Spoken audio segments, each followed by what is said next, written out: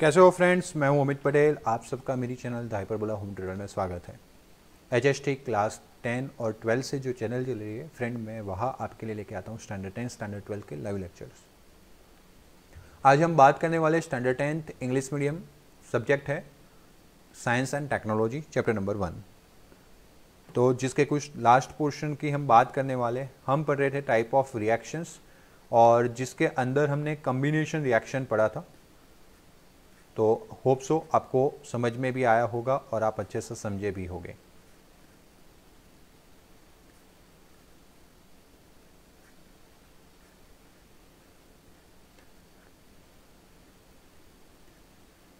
Okay, अब जो friend हम पढ़ने वाले हैं वो है डीकम्पोजिशन रिएक्शन।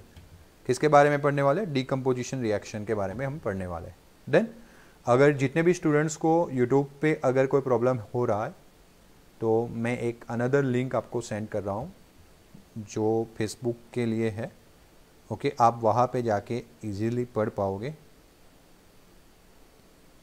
बिल्कुल सिंपल तरीके से।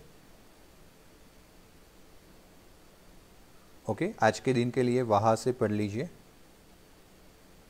1 मिनट देना।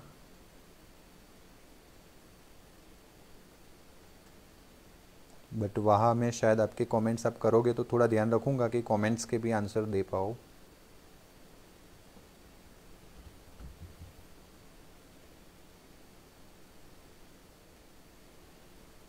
देन आप यहाँ से भी पढ़ सकते हो फ्रॉम फेसबुक, क्योंकि आज यूट्यूब सर्वर में कुछ प्रॉब्लम है। बाकी दोनों जगह पे साइमल्टेनियसली चलने वाला है, कोई प्रॉब्लम नहीं है वैसे। ओके चलो, वैसे यहाँ पे भी लाइव हो गया है डेफिनेटली, है ना? अच्छे से पढ़ सकते हो, गुड। हाँ, तो जितने भी इंस्टीट्यूट्स के स्टूडेंट्स हैं वो फटाफट से अपना नाम रोल नंबर लिख लीजिए, और जितने एक्सटर्नल स्टूडेंट्स हैं, बाहर से स्टूडेंट्स हैं, वो अपना नाम बता दीजिए, कौन से एरिया से देख रहे हो वो बता दीजिए। तो चलो डियर फ्रेंड्स, हम पढ़ने वाले हैं डीकम्पोजिशन रिएक्शन के बारे में। डीकम्पोजिशन रिएक्शन तो समझो, एक्टिविटी के थ्रू चलते हैं। 2 ग्राम आपको फेरस सल्फेट लेना है। फेरस सल्फेट यानी FeSO4। क्या लेना है? FeSO4 crystals in a dry boiling tube. Note the colour of ferrous sulphate crystal. हम फेरस सल्फेट क्रिस्टल का कलर नोट डाउन करने वाले हैं। Heat the boiling tube over the flame of the burner और a spirit lamp as shown in the figure. Like इसकी तरह boiling tube को लेना है और हीटअप करना है। ओके, याद रखना है कि जो यहाँ से वेपर निकल रहा है, do not point the mouth of boiling tube to your neighbours or yourself, है ना? वो वेपर अपने ऊपर नहीं आनी चाहिए, वो चीज़ आपको ध्यान रखना है। देन चलो, वैसे मेरे में कोई बफरिंग नहीं हो रहा है, देन आप में भी नहीं होना चाहिए, थोड़ा प्रॉब्लम रहेगा। ओके, एलिमिनेट करना है प्रॉब्लम को, तो मैंने एक सेकंड लिंक आपको शेयर की है, वहाँ पे चले जाइए। Note the colour of the ferrous sulphate crystals. Heat the boiling tube over the flame of the burner or a spirit lamp as shown in the figure. Observe the color of the crystal after heating, है ना? After heating के बाद आपको क्या करना है? Crystal का colour observe करना है। देखो समझते हैं क्या होगा। सबसे पहले जब हम फेरस सल्फेट लेते हैं तो वो ग्रीन कलर का था। कैसा था? ग्रीन कलर का। तो green colour of ferrous sulphate, है ना? फेरस सल्फेट का जो ग्रीन कलर था of the ferrous sulphate crystal change हो गया वो। And you can smell the characteristics order burning of sulphur. Okay, आपको सल्फर जैसा बर्न हो रहा है वैसा आपको एक स्मेल मिलेगा। So what this reaction suggest, तो आपने लिया था फेरस सल्फेट। फेरस सल्फेट का फॉर्मूला होता है FeSO4। Okay, that converts into Fe2O3 plus it will give you SO2 plus SO3। There are 2 gases. Okay, जैसे कि SO2 sulphur dioxide and SO3 sulphur trioxide, which are going to liberate in this reaction. So here ferrous sulfate converts into Fe2O3 plus SO2 plus SO4.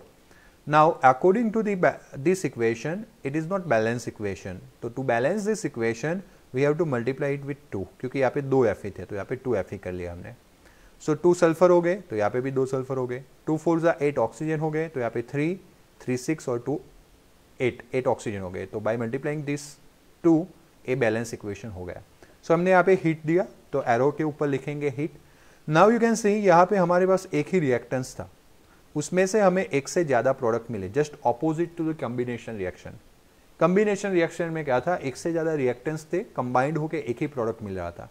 यहाँ पे एक ही reactance है और decompose होके एक से ज़्यादा प्रोडक्ट मिल रहे हैं। तो एक ही रिएक्टेंस में से एक से ज़्यादा प्रोडक्ट मिलना, उसको हम बोलते हैं कॉम्बिनेशन रिएक्शन। क्या बोलते हैं? Combination reaction. क्लियर है यहाँ तक? चलो गुड, है ना। यहाँ पे अटेंडेंस नहीं होगा, जो फेसबुक पे कमेंट कर रहे हैं अटेंडेंस नहीं होगा, लेकिन आप यहाँ से अच्छे से पढ़ सकते हो। आज पता नहीं प्रॉब्लम है। ओके गुड, चलो बाकी अटेंडेंस आपका वहाँ से ही होगा। डोंट वरी अबाउट दैट, ज़्यादा उस पर ज़्यादा ध्यान ना दो, बट पढ़ने में ध्यान दो। चाहे कहीं पे भी किसी भी प्लेटफॉर्म से आप पढ़ो, पढ़ने में ध्यान दो। ओके चलो। सो आज पूरा लेक्चर डिवाइडेड हो गया है। कुछ स्टूडेंट्स फेसबुक पे ऑनलाइन हो गए और कुछ स्टूडेंट्स जो है वो यूट्यूब पे ऑनलाइन हुए हैं। चलो सही है। In this reaction you can observe the single reactants break down to give us simpler products। एक ही जो कंपाउंड्स था वो ब्रेक डाउन हो गया, जैसे फेरस सल्फेट ब्रेक डाउन हो गया, Fe2O3 मिला, SO2 मिला, SO3 मिला। ओके तो अलग अलग आपको प्रोडक्ट मिले and this is decomposition reaction, और इस रिएक्शन को बोलते हैं डिकम्पोजिशन रिएक्शन, एक में से काफी सारा मिलना। Okay ferrous sulphate crystal that is FeSO4.7H2, यहाँ पे कॉमा नहीं है, डॉट 7H2O। क्या होता है? FeSO4 जो है वो फेरस सल्फेट, वो एक कंपाउंड है। अब ये जो कंपाउंड है it has ability to attract water molecule towards its. तो एक FeSO4 कंपोनेंट 7 वाटर मॉलिक्यूल्स को अपनी ओर अट्रैक्ट करता है and that's why that is known as FeSO4 7H2O which lose the water when heated and color of crystal changes। Okay जब उसको heat up करते हैं तो वो अपने अंदर जो वाटर मॉलिक्यूल अट्रैक्ट करके रखे थे उसको एज अ वेपर पहले घुमा देता है। Okay so lose the water when heated and then colour of the crystal going to be changes. Actually में FeSO4 into 7H2O, उसके पास जब 7H2O जो है कलेक्ट थे, उसके अंदर जब एब्जॉर्ब थे वाटर मॉलिक्यूल्स, तब उसको ग्रीन कलर मिल रहा था। जैसे वाटर मॉलिक्यूल वो लूज कर देगा, है ना, ग्रीन कलर भी उसके अंदर से क्रिस्टल से निकल जाएगा। एंड आफ्टर दैट अगर ज्यादा हीट अप करोगे देन इट विल डिकम्पोज। देखो एक्चुअली में रिएक्शन कुछ इस तरह से है, FeSO4 7H2O, आप उसको हीट देते हो तब जाके वो FeSO4 में कन्वर्ट हो जाता है by losing water molecules. Okay और इस प्रोसेस में उसका ग्रीन कलर निकल जाता है। फिर ज्यादा हीट अप देने से वो डिकम्पोज हो जाता है और डिकम्पोज होके अपने में से कौन से गैसेस को बाहर निकालेगा? SO2 and SO3, sulphur dioxide and sulphur trioxide. Ferric oxide is a solid, Fe2O, यहाँ पे जो था वो है Fe2O3, it is a ferric oxide. और कल हमने देखा था Fe3O4 ferrous oxide. Okay so यहाँ पे जो फेरिक ऑक्साइड है, या हर्षिल अगर आपको एक्सपेरिमेंट में पूछता है तो आपको ड्रॉ करना है, बट आप ये वाला नहीं ड्रॉ करोगे तो चलेगा। मतलब कि ये जो स्टूडेंट्स है उसका इमेज नहीं ड्रॉ करोगे, आप सिंपल वाला इमेज ड्रॉ करोगे तो चलेगा, डेफिनेटली चलेगा। ओके एक्सपेरिमेंटल बेस पे क्वेश्चंस आता है तो good. Now ferric oxide is a solid with while SO2O and SO3O are gases. जो यहाँ पे 3 प्रोडक्ट मिल रहे हैं उसमें से जो फेरिक ऑक्साइड है वो है सॉलिड, बट जो 2 गैसेस है SO2 एंड SO3 वो दोनों के दोनों गैसेस है। Decomposition of calcium carbonate, calcium carbonate का डिकम्पोजिशन देखते हैं। तो decomposition of calcium carbonate CaCO3 when it is decomposed converts into CaO and CO2। how it is possible? CaCO3 that divide into two ions, Ca+2 and CO3 2-, इसको मैंने कल बनाना सिखाया था। बनाना कैसे सिखाया था? कल हमने देखा था कि भाई CO2 के अंदर O2- ऐड हो जाता है तो CO3 2- बनता है ना। कल देखा था ना हमने, CO2 एंड O2- कंबाइंड होकर CO3 2- बनाता है। आज हम देख रहे हैं कि CO3 2- में से CO2 एंड O2- बन रहा है। एक जो O2- है वो Ca+2 के साथ कंबाइंड हो जाएगा तो बन जाएगा CaO और ये CO2 निकल जाएगा। This is known as quick lime, इसको बोलते हैं क्विक लाइम।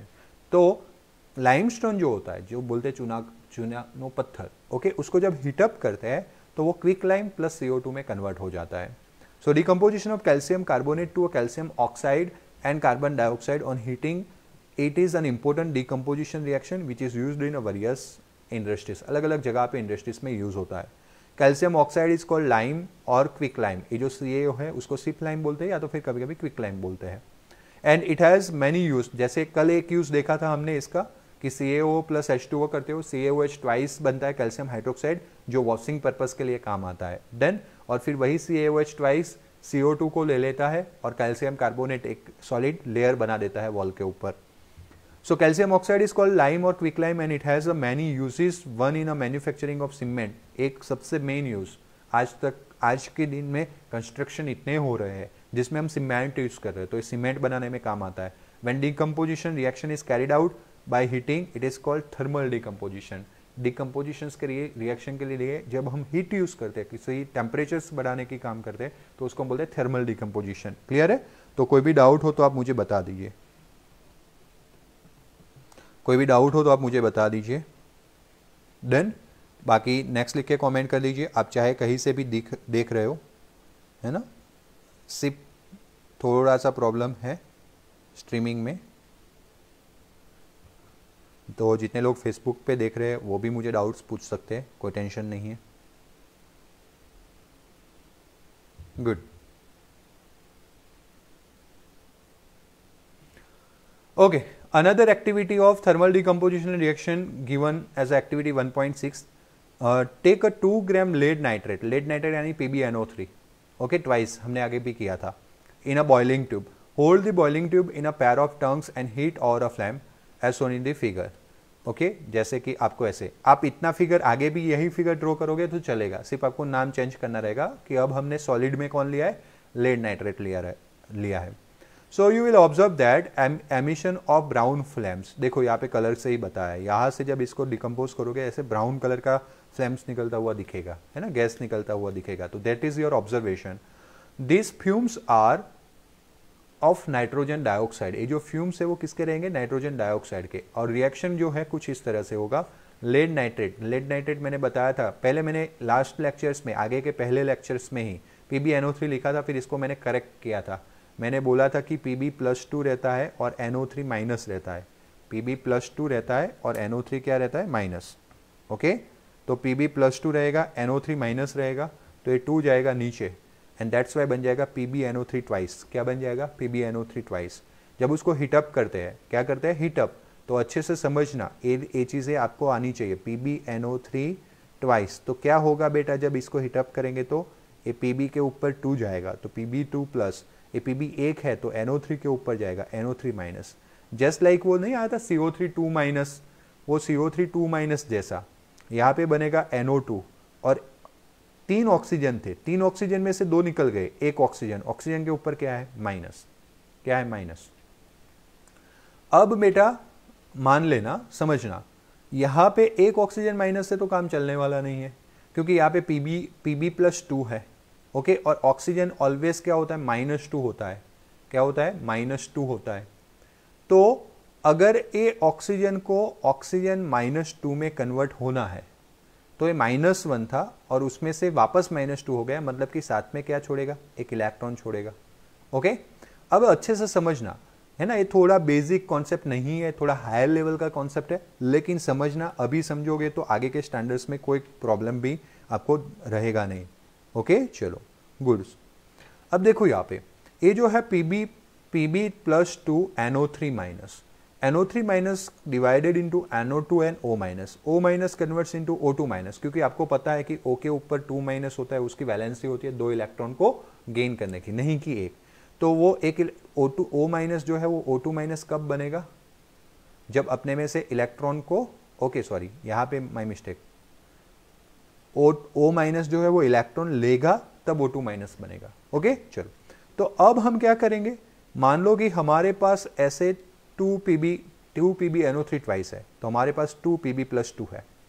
ओके, और यहां से हमें मिलेंगे 2 2 4 NO3 माइनस, तो हमें यहाँ पे होगा 4 NO2 और यहाँ पे होगा 4 O माइनस, और 4 O माइनस में से समझना, ये 4 O माइनस में से जो 2 O2 माइनस है, ये 2 O2 माइनस जो है वो सीधा Pb+2 के साथ कनेक्ट हो गए, तो Pb+2 O2 माइनस, ये क्या बन जाएगा, PbO, लेकिन 2 कनेक्ट हो जाएंगे तो 2 PbO। This is the first thing.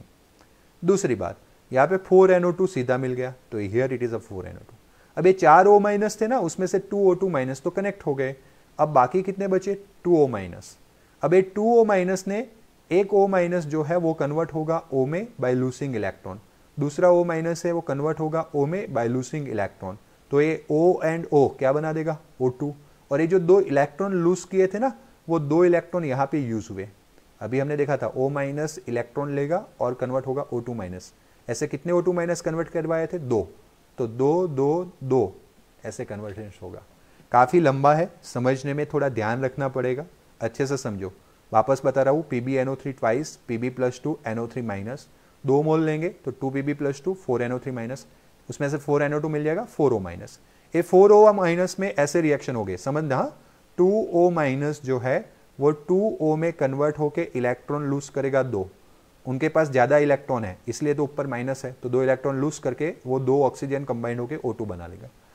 अब ये 2 इलेक्ट्रॉन जो है वो अनदर 2O माइनस जो है वो 2 इलेक्ट्रॉन लेके O2 माइनस बना लेंगे। 2 एक माइनस था, एक इलेक्ट्रॉन एक्स्ट्रा चला गया, O2 माइनस बना लिया। ये 2 O2 माइनस Pb+2 के साथ रिएक्शन करेंगे और बना लेंगे PbO। तो ये हो गया PbO, ये हो गया 4NO2 और यहाँ से आ गया O2। इस तरह से रिएक्शन चलेगा। थोड़ा रिवाइज करोगे आप किसी भी प्लेटफॉर्म पे अच्छे से समझ पाओगे।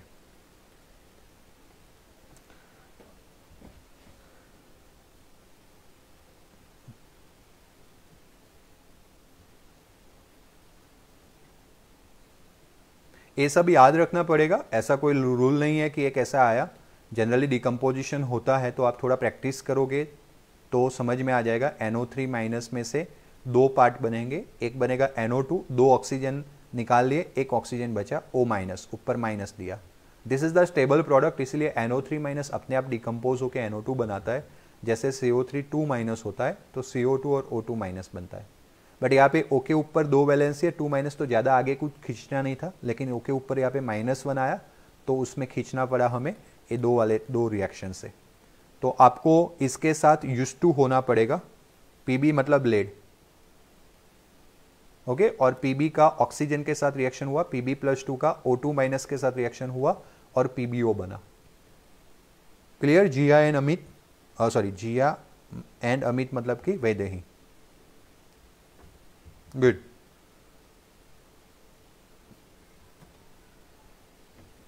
आप जितने भी यूट्यूब पर स्टूडेंट्स हो उनको मैं बता देता हूं कि आज का लेक्चर आपको थोड़ा एक बार वापस रिवाइज करना पड़ेगा। तो जब आप रिवाइज करोगे थोड़े टाइम के बाद, 1 आवर्स 2 आवर्स 3 आवर्स के बाद, जब मेरा लेक्चर खत्म हो जाता है तो इतना बफरिंग आपको दिखने नहीं मिलेगा। ओके, चलो। So the plastic mug drill the 2 holes, इसको नीचे से 2 होल में हमने ड्रिल किया at its base and fit rubber stoppers in this holes. उसके अंदर हमने रबर स्टॉपर्स रख लिया। Now insert the carbon electrodes and in this rubber and stopper as shown in the figure. देखो ए वाले ब्लैक कलर के जो है वो कार्बन इलेक्ट्रोड्स है, वो रबर्स के अंदर से हमने इंसर्ट कर लिए। Connect this to electrode with the 6 volt battery, 6 volt battery के साथ हमने उसको कनेक्ट किया, है ना। जो नॉर्मली हमारा 1.5 वोल्ट आता है पेंसिल सेल, उससे बड़ा जो बैटरी आता है वो 6 वोल्ट का आता है। और बीच में हम स्विच रखेंगे to on off current. Fill the mug with the water such as the electrode are immersed, है ना। जैसे इलेक्ट्रोड उसके अंदर इमर्ज हो जाए उसे उस तरह से हमने वाटर रखना है। जैसे यहाँ पे इलेक्ट्रोड नीचे है और वाटर सरफेस ऊपर है, ओके, पूरे डूब जाने चाहिए। Add few drops of the dilute sulphuric acid, क्योंकि ये प्योर वाटर होगा, डिस्टिल्ड वाटर बोलते हैं ना जिसको, वो होगा, हमारा नॉर्मल वाटर नहीं होगा। और उसके अंदर हम क्या रखेंगे, एसिड ड्रॉप्स रखेंगे। टेक द 2 टेस्ट ट्यूब, क्योंकि नॉर्मल वाटर जो होता है वो कंडक्टर होता है इलेक्ट्रिक करंट का, बट जो डिस्टिल्ड वाटर होता है वो इलेक्ट्रिक करंट का कंडक्टर नहीं होता है। And that's why my dear students, क्या करना होता है कि उसको कंडक्टिंग बनाने के लिए, जो नॉर्मल वाटर होता है उसको कंडक्टिंग बनाने के लिए हमें उसके अंदर सल्फ्यूरिक एसिड के ड्रॉप्स जो है वो ऐड करने पड़ते हैं। Take a 2 test tubes filled with the water and invert them over the 2 carbon electrodes. 2 test tube लेंगे और उसको जो फील्ड है वाटर के साथ, और उसको उल्टा रखेंगे 2 इलेक्ट्रोड के ऊपर। Switch on the current and leave the apparatus undisturb for the some time. कुछ टाइम तक उसको डिस्टर्बेंस नहीं रहे, ना हो कुछ भी जो सेटअप है उसमें मूवमेंट ना हो, उस तरह से रखेंगे और करंट ऑन कर देंगे। You will observe that formation of bubble on the both electrodes, दोनों के दोनों इलेक्ट्रोड्स पे ऐसे बबल दिखेंगे। बबल दिख रहे हैं मतलब कि वहां से कोई गैस प्रोड्यूस हो रहा है। क्या प्रोड्यूस हो रहा है? Gas. This bubble displace the water in the test tube. Is the volume of that gas collected on the collected the same in a both test tube, तो नो। देखो you can see यहाँ पे कि यहाँ पे है ना इतना ही जगह बना और बाकी वाटर है, और यहाँ पे देखो ज़्यादा जगह बना और वाटर नीचे चला गया। जैसे जैसे गैस बनता जाएगा वाटर का जो लेवल है वो नीचे चलता जाएगा। तो यहाँ पे ज़्यादा बना स्पेस, मतलब कि ज़्यादा गैस कलेक्ट हुआ, और यहाँ पे कम गैस कलेक्ट हुआ। ये जो है ना, जो यहाँ पे लिखा होगा नेगेटिव इलेक्ट्रोड, यहाँ पे लिखा होगा नेगेटिव, वो नेगेटिव के ऊपर जाएगा वो है हाइड्रोजन, और यहाँ पे जो पॉजिटिव इलेक्ट्रोड है उसके ऊपर जाएगा वो है ऑक्सीजन। तो दो गैस आपको मिलेंगे वाटर के अंदर से, hydrogen gas and oxygen gas. तो इसका इक्वेशन कैसे बनेगा भाई, H2O का डिकम्पोजिशन किया हमने, it converts into hydrogen gas plus oxygen gas, and that's Y मुझे यहाँ पे 2 से मल्टीप्लाई करना पड़ेगा। O 2 है तो यहाँ पे 2 कर लिया, तो हाइड्रोजन 4 हो गए तो यहाँ पे 2 हो गया। तो देखो यू कैन सी यहाँ पे 2 मोल ऑफ हाइड्रोजन, इसको मोल बोलते हैं, 2 मोल ऑफ हाइड्रोजन मिलेगा, यहाँ पे कुछ भी नहीं है, मतलब 1 मोल ऑफ ऑक्सीजन मिलेगा।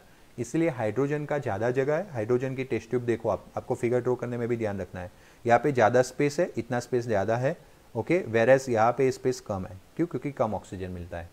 तो this is your conclusion of activity. कितने लोगों को समझ में आया? When the test tube are filled with the respective gas, remove it carefully। अगर हम जो टेस्ट ट्यूब है उसको पहले गैस से कंप्लीट कर लेंगे, फिर जब टेस्ट ट्यूब ऐसे इन्वर्टेड था उसको अगर हम लेंगे तो ऊपर थंब रख लेंगे ताकि गैस निकल ना जाए। ओके, अच्छे से समझते जाना। हाँ, आज थोड़ा यूट्यूब वालों को थोड़ा प्रॉब्लम रहेगा, लेकिन मेरे हाथ में नहीं है वो। चलो, अगर हो सके तो आप फेसबुक पे शिफ्ट हो जाइए, है ना, अगर हो सके तो आप फेसबुक पे शिफ्ट हो जाइए। मैंने एक लिंक भेजा भी है आपको ग्रुप में, डन। आप फेसबुक पे शिफ्ट हो जाइए तो भी चलेगा, फेसबुक पे से काफ़ी स्टूडेंट्स देख रहे हैं। Good, okay. जो वैदेही तुमने फेसबुक पे वैदेही ने उल्टा कमेंट किया है 2H2 plus O2 converts into 2H2O। अगर ऐसा होता है तो दैट इज कम्बिनेशन रिएक्शन, और अगर H2O में से बनता है तो डिकम्पोजिशन रिएक्शन। ओके, ये चीज आपको याद रखनी है। Now test them one by one, bringing the burning candle close to the mouth of the test tube. Okay, अगर हम 1 बाय 1 क्या रखेंगे, एक दूसरे के अंदर, जानो कि टेस्ट ट्यूब है जिसके अंदर गैस है, और हम जो बर्निंग कैंडल है उसको नजदीक ले जाएंगे और फिर उसके बर्निंग के लिए टेस्ट करेंगे। So what happen to each case, जो हाइड्रोजन है वो कंबिस्टिबल गैस है, वहां से कंक्लूजन ऐसा निकलेगा कि हाइड्रोजन फटाक से एकदम एक्सप्लोसिव नेचर में बर्न होगा, क्योंकि हाइड्रोजन जो है वो बर्निंग गैस है ना, और कंबिस्टिबल गैस है, बोल सकते हैं, जो बर्न हो सकता है उसको बोलते हैं कंबिस्टिबल गैसेस। ओके, दूसरी बात ये है कि हाइड्रोजन गैस तो चलो कंबिस्टिबल गैस है ही है, दूसरी बात ऑक्सीजन जो है वो कंबेशन को सपोर्ट करता है, तो ऑक्सीजन जो है वो सपोर्टर रहेगा कंबेशन का। ओके, चलो गुड। नाउ दूसरी एक एक्टिविटी यहाँ पे आपको दी गई है, टेक 2 ग्राम सिल्वर क्लोराइड। सिल्वर क्लोराइड यानी सिल्वर के लिए सिंबल है Ag और क्लोराइड के लिए Cl, AgCl, और उसको चाइना डिस्क, मतलब कि 1 टाइप ऑफ डिस्क, ओके, जिसको चाइना डिस्क बोलते हैं, और उसके अंदर रखेंगे। और व्हाट इज द कलर, उसके पहले कलर जो है वो हम देख लेंगे, ऑब्जर्व कर लेंगे। Place the dish in a sunlight for some time, कुछ टाइम के लिए हम सनलाइट में रखेंगे। Observe the colour of silver chloride after some times, तो यू विल सी दैट जो पहले व्हाइट कलर का था सिल्वर क्लोराइड AgCl, जो व्हाइट कलर का था वो ग्रे कलर में कन्वर्ट हो गया। किस में कन्वर्ट हो गया? ग्रे। एग्जैक्टली जो व्हाइट कलर के क्रिस्टल थे वो सिल्वर जैसे कलर में कन्वर्ट हो गए। क्यों? क्योंकि सिल्वर बन गया। आप अगर कहीं से सिल्वर क्लोराइड ले आओ और उसको सनलाइट में रखो तो आपको सिल्वर मिल जाएगा, है ना। चांदी अभी बहुत महंगी है, चांदी अभी बहुत महंगी है। डन, चलो। So you will see that white silver chloride turns to the gray in a sunlight, and this is due to the decomposition of silver chloride into a silver and chlorine by light। ये इसकी वजह से, decomposition की वजह से, जैसे 2AgCl sunlight के presence में सिल्वर एंड क्लोरीन में कन्वर्ट हो जाता है, 2Ag + Cl2। So up to now किसी को कोई डाउट हो तो फटाफट से बता दीजिए। Likewise silver bromide also same way, जैसे आपने AgCl लिया था वैसे बेटा होता है AgBr। AgBr कन्वर्ट हो जाएगा Ag और Br2 में। किस में कन्वर्ट हो जाएगा? Ag एंड Br2 में। अब देखो दोनों के लिए मैं आपको थोड़ा मैकेनिज्म बता दूं, तो AgCl जो होता है वो Ag + Cl-। नाउ ये जो Cl- होता है that converts into Cl by losing electron. ये जो इलेक्ट्रॉन है वो Ag+ गेन कर लेगा, तो Ag+ जब इलेक्ट्रॉन को गेन कर लेगा तो वो कन्वर्ट हो जाएगा Ag में। अब मान लो कि मतलब कि हमें AgCl में से क्या मिला? Ag + Cl मिला, Ag + Cl मिला। अगर मैं यहाँ पे 2 लेता हूँ तो 2Ag मिलेगा, लेकिन Cl जो है वो Cl2 फॉर्म में होते हैं, डायटोमिक मॉलिक्यूल है वो। देन सो इस तरह से आपको याद रखना है। लाइकवाइज आप मैकेनिज्म ना याद रखो तो आपको इक्वेशंस याद रखने हैं। आप जब फर्दर स्टैंडर्ड्स में जाओगे तो प्रैक्टिस कर करके आपको मैकेनिज्म याद रह जाने वाली है कि कैसे आयन्स सेपरेट होगे वगैरह। The above reaction are used in a black and white photography. ये जो AgBr वाला रिएक्शन है ना, वो ब्लैक एंड व्हाइट फोटोग्राफी में यूज होता था पहले, अब नहीं हो रहा है क्योंकि अब तो पूरा डिजिटल जमाना आ गया, डिजिटल कैमरा आ गए। देन तो पहले ब्लैक एंड व्हाइट कॉपीज वगैरह रहते थे। Now what form of energy is causing this decomposition of reaction? तो यहाँ पे इलेक्ट्रिकल एनर्जी यूज किया हमने। लास्ट 2 जो हाइड्रोजन वाला देखा हमने, देखो पहले हमने हीटअप वाला देखा, तो हीट एनर्जी से हमने उसको डिकम्पोज करवाया, तो उसको हमने थर्मल डिकम्पोजिशन बोला। उसके बाद हमने हाइड्रोजन और ऑक्सीजन गैस वाला वाटर का जो इलेक्ट्रिक सेल के अंदर देखा था कि बैटरी के थ्रू हमने उसका डिकम्पोजिशन करवाया वाटर का।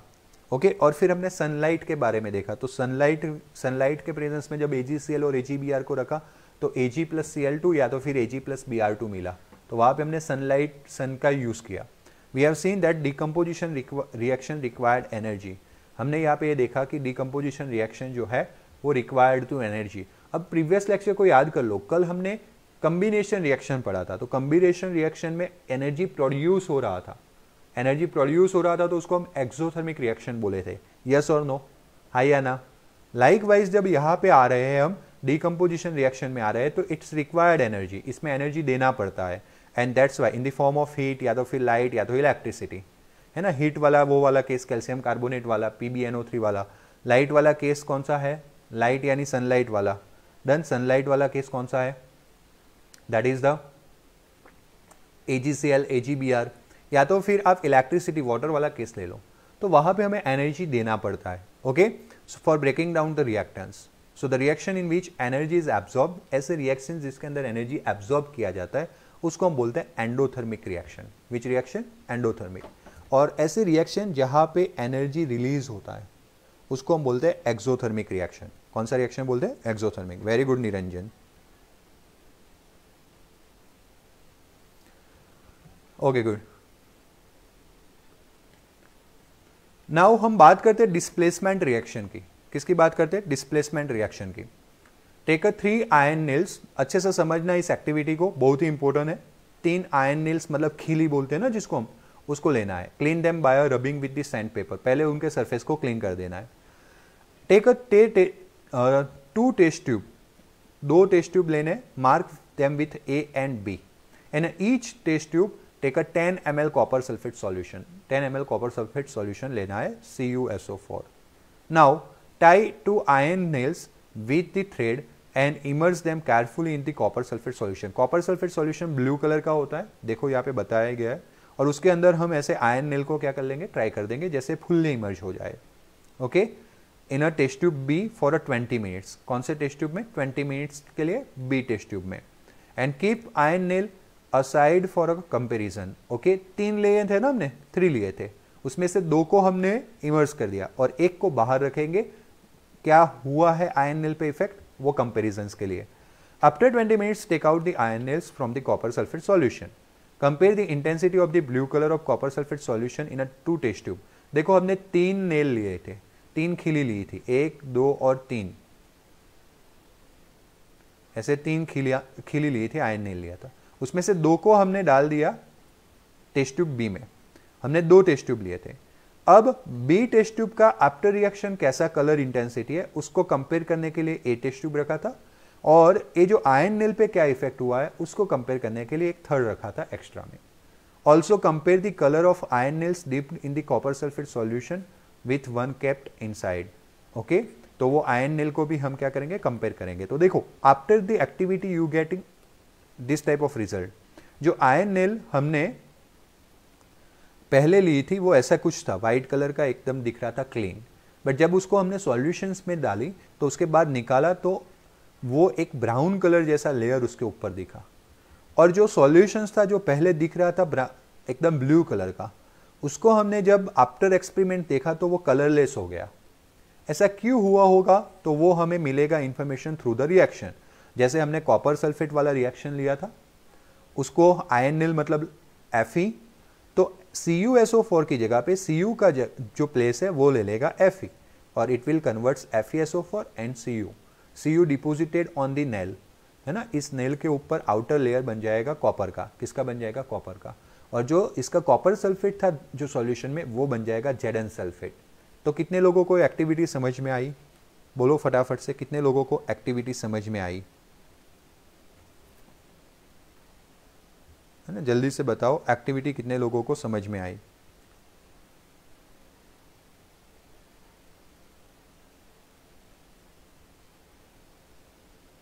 Good, okay. So the thing is that कि जो आयन था उसके ऊपर कॉपर का लेयर लग जाएगा और कॉपर सल्फेट का जो सॉल्यूशन था that converts into zinc sulphate and this type of reaction is known as displacement reaction. Displacement reaction मतलब कि एक का प्लेस दूसरा चेंज कर लेगा। हाउ? यहाँ पे कैसे प्लेस चेंज हो रहा है? तो you can see that copper sulphate solution में था, वो कॉपर की जगह पे Fe आ गया और Fe की जगह पे कौन निकल गया? Copper. In this reaction iron has displace or remove another element, okay, जैसे कि आयन ने कॉपर को निकाल लिया and from copper and copper sulphate solution. This reaction is known as displacement reaction. ऐसे कुछ अनदर डिस्प्लेसमेंट रिएक्शन दिए गए, आप फर्दर स्टडी में जब जाओगे साइंस में 11-12 में तब तो आपको पढ़ने ही रहेंगे, लेकिन वहां पे टाइप्स नहीं बताया जाएगा, आपको खुद रिएक्शन समझ के टाइप समझना पड़ेगा। जैसे कि यहाँ पे जिंक जो है वो CuSO4 के सॉल्यूशंस में हम रखते हैं, तो Zn जो है वो Cu को बाहर निकाल देगा और ZnSO4 बना देगा। देन ये जो रिएक्शंस हमें दिए गए वही हमें एग्जाम्पल याद रखने हैं, क्योंकि अगर कोई ऐसा उल्टा लिखे Cu प्लस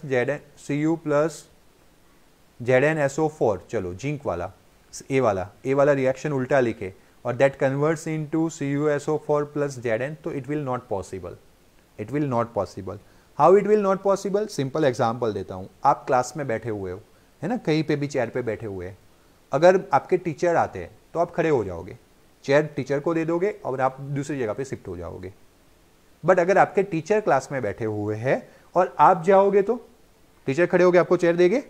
नहीं दे सकते। मतलब यहाँ पे कुछ एक स्टेटस या फिर कुछ एक रिस्पेक्ट की बात आती है, वैसे यहाँ पे भी एक ऐसे एक्टिविटी की बात आती है। ऐसा होता है कि ये जो हाईली, ये वाला रिएक्शन पॉसिबल नहीं है। यहाँ पे जो हाईली एक्टिव मेटल है जिंक, जिंक का जो रिएक्टिविटी है वो हाई है, किसके कंपेयर में? कॉपर। इसलिए जो लो एक्टिव मेटल था उसको हाईली एक्टिव मेटल जो है वो रिप्लेस कर सकती है, डिस्प्लेस कर सकती है। यानी कि क्लास में कौन बैठा था? CuSO4 का Cu। जिंक जिसकी एक्टिविटी ज्यादा है वो गया तो Cu निकल गया। बट अब मानो कि क्लास में ZnSO4 बैठा हो, क्लास यानी कि टेस्ट ट्यूब में ZnSO4 हो और Cu जाएगा तो कोई इफेक्ट नहीं होगा, क्योंकि Cu की एक्टिविटी कम है। तो अच्छे से याद रखना है कि जो एग्जाम्पल्स दिए वही लिखने हैं, घर के एग्जाम्पल नहीं चलेंगे। बात समझ में आई सबको? Okay. Likewise Pb replace Cu, तो Cu को कौन कौन रिप्लेस कर सकता है? हम ऐसा याद रखेंगे, Fe। Cu को कौन रिप्लेस कर सकता है? Zn। Cu को कौन रिप्लेस कर सकता है? Pb यानी लेड। आप यहाँ पे CuSO4 ले सकते थे, लेकिन CuSO4 की जगह पे यहाँ पे कॉपर क्लोराइड लिया है, CuCl2, तो बन जाएगा PbCl2 plus Cu। So zinc, lead are more reactive element than the copper and that's why they displace the copper from its compound. अगर कॉपर से कोई लेस रिएक्टिव होता तो वो डिस्प्लेस नहीं कर पाता। आप फर्दर स्टडी में जाओगे, 11-12 साइंस में जाओगे तो आपको पूरा एक सीरीज रिएक्टिविटी का बताया जाएगा। यहाँ पे वो रिएक्टिविटी की सीरीज की बात हम यहाँ पे नहीं करने वाले। तो बात समझ में आई आपको यहाँ तक? चलो गुड। बात करते हैं डबल डिस्प्लेसमेंट रिएक्शन। एक्टिविटी इसमें कुछ इस तरह से है कि 3 ml सोडियम सल्फेट लेना है आपको एंड अनदर टेस्ट ट्यूब में 3 ml अगेन बेरियम क्लोराइड लेना है, ओके, और दोनों सॉल्यूशंस को मिक्स करना है। ये कभी कभी ही होता है और कुछ ही रिएक्शंस में पॉसिबल है। जो हमने सोडियम सल्फेट लिया था, माय डियर स्टूडेंट, सोडियम जो होता है वो Na+ अकॉर्डिंग टू वैकेंसी और SO4 2-, A2 नीचे जाएगा, A1 इधर जाएगा, तो बन जाएगा Na2SO4, Na2SO4, okay, which is not at sodium sulphate. और होता है बेरियम क्लोराइड, बेरियम जो होता है वो Ba+2, क्लोरीन होता है वो Cl-, A2 नीचे जाएगा तो बन जाएगा BaCl2, बेरियम क्लोराइड। जब ये दोनों रिएक्शन करते हैं तो अच्छे से समझना, इसका पॉजिटिव आयन है Na+, इसका नेगेटिव आयन है SO4 2-, इसका पॉजिटिव आयन है Ba+2, इसका नेगेटिव आयन है Cl-। अब ये क्या करेगा? Cl- के साथ Ba की जगह पे कौन चला जाएगा? Na, है ना। Na को ज्यादा एफिनिटी है, एफिनिटी मतलब कि अट्रैक्शन टूवर्ड द Cl-, और Ba+ जो है वो SO4 2- के साथ रिएक्शन करेगा। मतलब कि ज्वाइन हो जाएगा, नया बॉन्ड बनाएगा। तो इसका पॉजिटिव आयन उसके नेगेटिव आयन के साथ और इसका नेगेटिव आयन दूसरे के पॉजिटिव के आयन के साथ कनेक्ट हो जाएगा। तो Ba+2 SO4 BaSO4 बन जाएगा और Na और Cl बन जाएगा NaCl। तो यहाँ पे 2 Na थे, 2 Cl थे, तो कितने NaCl बनेंगे? 2 NaCl। It is known as double displacement. दो जगह से डिस्प्लेसमेंट हुआ, पॉजिटिव आयन का भी हुआ और नेगेटिव आयन का भी हुआ। आप अगर आगे के लिए देखो तो सिर्फ पॉजिटिव आयन का हो रहा है। देखो Zn जो है वो Cu के जगह पे जा रहा है, नेगेटिव आयन का डिस्प्लेसमेंट नहीं हो रहा है क्योंकि दूसरा नेगेटिव आयन है ही नहीं। बट यहाँ पे देखो 2 सॉल्ट है, कितने? वहाँ पे एक मेटल था और एक सॉल्ट था, वहाँ पे एक मेटल था और एक सॉल्ट था, एक जिंक जो मेटल था और उसके बाद सॉल्ट सॉल्यूशन था। बट यहाँ पे दोनों के दोनों सॉल्ट है और इसीलिए पॉजिटिव एंड नेगेटिव आयन दोनों रहेंगे। सॉल्ट किसको बोलते हैं? जिसके अंदर पॉजिटिव और नेगेटिव आयन होता है। देन तो ये दोनों जो है वो सॉल्ट है, तो सॉल्ट के साथ सॉल्ट का सॉल्यूशन मिक्स करने से डबल डिस्प्लेसमेंट रहेगा। So you will observe that white substance which is insoluble in water is formed and this insoluble substance known as precipitates। यहाँ पे अगर आप इस ऑब्जर्वेशन को करोगे तो आपको इसमें बेरियम सल्फेट के प्रेसिपिटेट्स मिलने वाले। पहले Na2SO4 और BaCl2 दोनों के सॉल्यूशन बनाए होंगे, यानी कि दोनों को वाटर के अंदर ऐड किया होगा तो एग्जैक्टली लिक्विड सॉल्यूशन दिखता होगा। और ऐसे दो लिक्विड सॉल्यूशन को एक दूसरे के साथ मिक्स करते हैं तो बेरियम सल्फेट बनता है। वो सॉलिड स्टेट में छोटे छोटे पार्टिकल्स बनते हैं, जैसे मिल्क में से जो दही बन जाता है कर्ड, छोटे छोटे पार्टिकल्स दिखते हैं आपको, या तो फिर बटर मिल्क होता है उसमें छोटे छोटे पार्टिकल्स दिखते हैं। जस्ट लाइक यहाँ पे केमिकल रिएक्शन में सॉल्यूशंस के अंदर छोटे छोटे पार्टिकल्स व्हाइट कलर के मिल जाएंगे, उसको हम बोलते हैं प्रेसिपिटेट्स। सो प्रेसिपिटेशंस रिएक्शन बोलते हैं इसमें, और प्रेसिपिटेट्स फॉर्म होते हैं। And any reaction that produce precipitate called precipitation reaction, जो मैंने अभी बात की। सो अप टू नाउ किसी को कोई डाउट हो तो आप मुझे पूछ सकते हो। What causes this? एक ऐसे हुआ तो व्हाइट प्रेसिपिटेट्स किसके थे? BaSO4 बेरियम सल्फेट के थे। That is form by reaction of SO4 ion and Ba+2। मैंने यहाँ पे आपको थ्रू द मैकेनिज्म समझाया था, यू कैन सी यहाँ पे मैंने थ्रू द मैकेनिज्म समझाया था। Ba+2 and SO4 react with each other and converts into BaSO4। The other products formed is a sodium chloride and that remain in a solution. दूसरा product भी बन रहा है NaCl, लेकिन NaCl is a soluble in water. जो soluble in water नहीं है वो प्रेसिपिटेट्स बनाएगा। NaCl जो है वो तो सॉल्युबल है वाटर में, वाटर के अंदर, एंड दैट्स वाई वो जो है वो सॉल्यूशन के अंदर रहेगा, प्रेसिपिटेट्स नहीं बनाएगा। Such a reaction in which there is an exchange of ions between the reactants are called double displacement reaction. So it is all about double displacement reaction. अब 2-3 बातें बाकी रह जाएगी आज, that is oxidation and reduction reaction and then something.